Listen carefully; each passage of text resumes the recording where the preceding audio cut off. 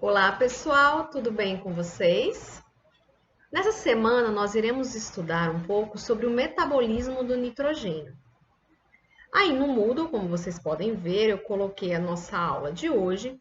Coloquei também uma aula extra complementar da Universidade Virtual de São Paulo e coloquei dois conteúdos de leitura.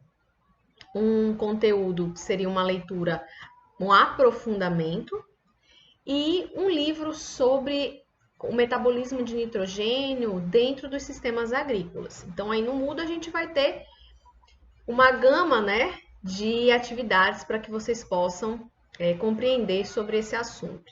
Então, aconselho, se possível, que vocês deem uma olhadinha em todo o material, ok? Bom, hoje eu vou falar um pouco sobre o ciclo do nitrogênio, né, no aspecto mais biogeoquímico. Então, primeiramente, vamos lembrar, né, qual a importância do nitrogênio, onde o nitrogênio é encontrado nos seres vivos.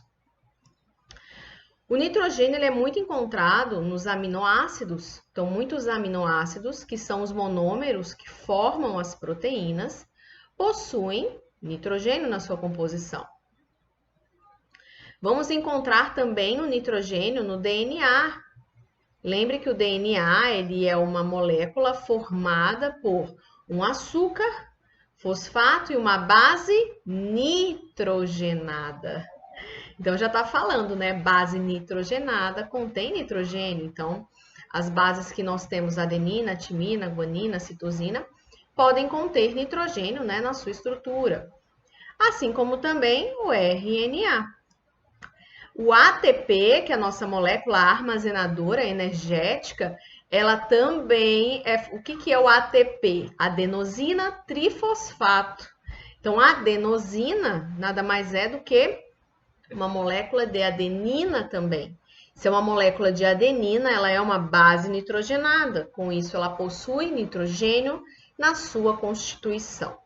Então, muitos compostos importantíssimos para os seres vivos possuem nitrogênio. E aí a pergunta que nós hoje vamos responder é como que esse nitrogênio ele é absorvido por esses organismos para que possam compor as suas estruturas vitais.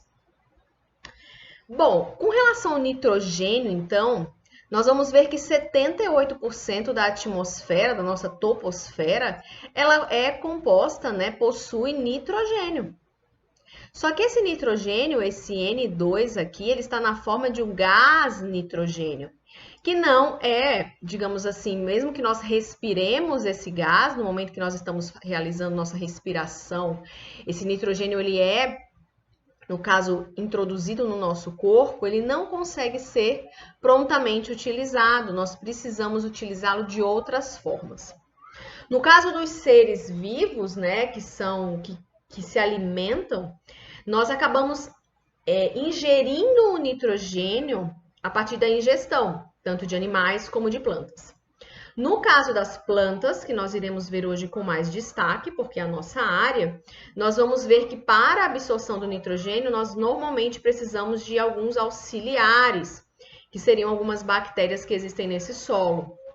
E que normalmente a absorção do nitrogênio ele vai acontecer principalmente na forma de nitrato, que é a forma mais assimilável do nitrogênio para as plantas. Muito bem, então vamos iniciar como que seria, né, todo esse ciclo e esse metabolismo desse nitrogênio. Quando nós tratamos do ciclo do nitrogênio, nós falamos sobre nitrogênio, nós temos que saber que nós podemos ter três fases importantes. Nós vamos ter a fixação, vamos ter a nitrificação e a desnitrificação. Então, nós vamos estudar agora cada uma dessas fases calmamente, tá? Para que a gente possa compreender. Então, como eu já comentei, a maioria do nitrogênio que nós temos na nossa atmosfera está na forma de gás nitrogênio, que normalmente não é a forma que nós conseguimos assimilar e utilizar, assim como também as plantas não conseguem. Então, quando nós tratamos de fixação, que é a primeira fase, digamos assim, desse ciclo, nós podemos, no caso, ressaltar aqui que a fixação ela pode acontecer de duas formas. Quando eu digo fixação, é eu pegar esse nitrogênio atmosférico e de alguma forma eu introduzi-lo no solo para que a planta possa absorvê-lo via raízes. Então, a primeira fixação que eu acredito que vocês já saibam de cor e salteado é a fixação biológica. A fixação biológica, graças a uma associação que nós temos da bactéria Rhizobium nas raízes das plantas. Lembre-se que Rhizobium, o que quer dizer a palavra, né? Rhizobium. Bion quer dizer vida e rizo, raízes. Então é fácil da gente lembrar que bactéria Rhizobium quer dizer que é aquela bactéria que vive nas raízes das plantas. Então existe uma associação aqui nas raízes em que essa bactéria ela consegue pegar esse nitrogênio atmosférico e através de algumas reações convertê-lo na forma de amônia, tá? No caso aqui, é bom lembrar que tanto a amônia, como nós vamos ver, o nitrito e o nitrato, a amônia ela acaba sendo um pouco mais tóxica, assim como o nitrito, também para as plantas. Ela até consegue ser absorvida, mas na verdade, a forma que nós vamos ver que é a mais assimilável para as plantas será o nitrato. Então, a bactéria Rhizobium, em associativismo com as raízes das bactérias, nós vamos ter então esse processo de fixação biológica. E essa característica, né, essa associação que possibilita a fixação biológica, ela normalmente acontece nas leguminosas. Então, leguminosas, vocês vão ver em botânica, acredito que vocês já viram, é sempre aquela planta que tem o fruto tipo vagem, né, que tem as sementes em série. Então, normalmente o legume que nós chamamos em botânica, a leguminosa é aquela que tem um fruto tipo vagem. Então, que espécies que nós temos que são, digamos assim, legumes, né? Tem o fruto tipo legume, são leguminosas. Nós vamos ter a soja, podemos ter o amendoim, o feijão, a própria vagem, a lentilha, a ervilha. Quando tratamos de espécies arbóreas, nós podemos ter o angico, que também tem um fruto tipo vagem, o ingá, também a gente vê uma vagem. E o nosso pau-brasil, que é o símbolo, né, nossa espécie símbolo, patrimônio nacional, também é uma leguminosa. Então, olha que interessante. Então, temos tanto espécies cultiváveis como espécies arbóreas que têm essa capacidade de fixação biológica do nitrogênio, convertendo esse nitrogênio em forma de amônia, ok? Também podemos ter algumas bactérias que vivem livres no solo, assim como também cianobactérias, se a gente for falar da parte aquática. Então, no solo, nós também temos a bactéria Azotobacter. Azotobacter, se nós formos ver o que quer dizer, azoto quer dizer nitrogênio. Olha que interessante. Então, quando nós falamos de bactéria Azotobacter, quer dizer que tem bactérias que têm uma alta associação com o nitrogênio. Então, elas também conseguem pegar esse nitrogênio atmosférico e convertê-lo na forma de amônia, tá? Como eu comentei com vocês, no próprio solo nós vamos ter também outras bactérias que vão converter essa amônia em formas mais assimiláveis ainda pelas plantas. Então, quando nós observamos a segunda etapa, nós vamos ter o processo de nitrificação, que é a conversão da amônia em outras formas mais assimiláveis. A amônia, então, ela pode ser convertida na forma de nitrato, que ainda é um pouco tóxica para a planta. E aí sim a gente tem a conversão do nitrito em nitrato. Então, vamos lá, devagarzinho. A amônia, que é convertida, né, nos processos de fixação biológica ou pela bactéria Azotobacter, essa amônia ela vai sofrer um processo chamado de nitrosação. A nitrosação é a conversão da amônia em nitrito, que é o NO2-. Então, a nitrosação ela é realizada por bactérias chamadas de nitrosomonas. Então, as nitrosomonas são bactérias do solo que vão converter esta amônia na forma de nitrito, que, como eu comentei, ainda é tóxica, né? Não é digamos assim, um composto químico muito assimilável, não é tão interessante para a planta.